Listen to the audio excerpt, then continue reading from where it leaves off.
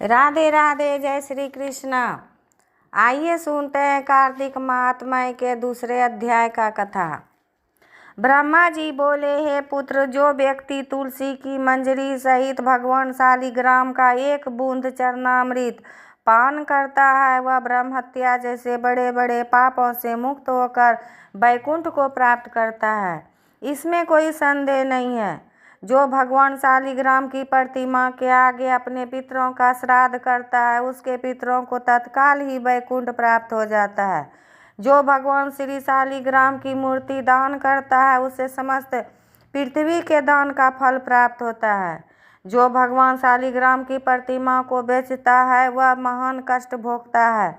इसलिए श्री शालिग्राम की मूर्ति को बेचना नहीं चाहिए। श्री विष्णु भगवान का पूजन शंख के जल से करना चाहिए।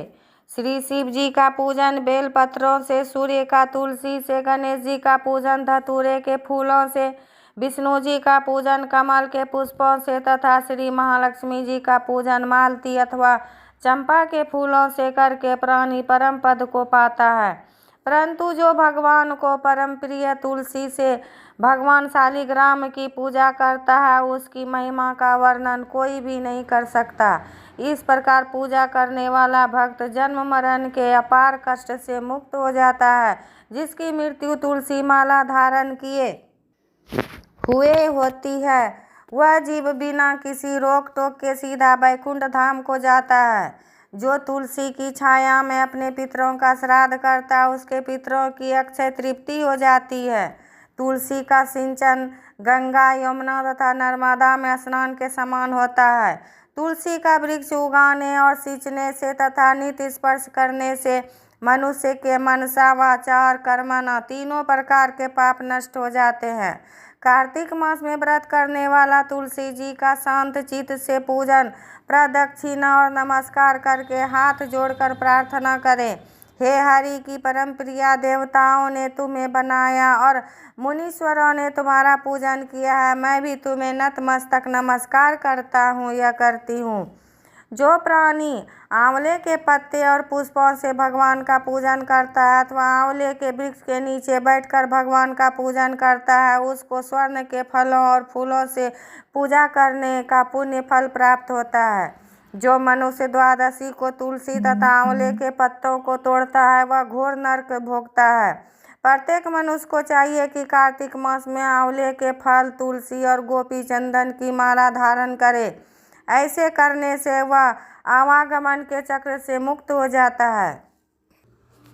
कार्तिक मास में स्नान और व्रत करने वाले मनुष्य को चाहिए कि वह ब्राह्मणों को भोजन कराने के पश्चात चंदन, पुष्प, पान तथा दक्षिणा देकर संतुष्ट करे। संपूर्ण कार्तिक मास में पृथ्वी पर शयन करने, ब्रह्मचर्य का पालन करने, पत्तल में भोजन करने और मौन व्रत से प्राणी परम वीर, धीर, गंभीर और कीर्तिवान होता है।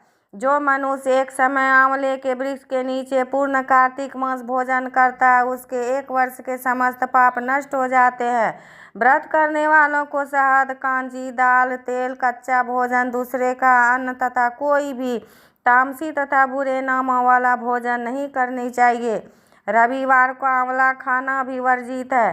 देव, गौ, वेद तथा दूसरों की निंदा नहीं करनी चाहिए।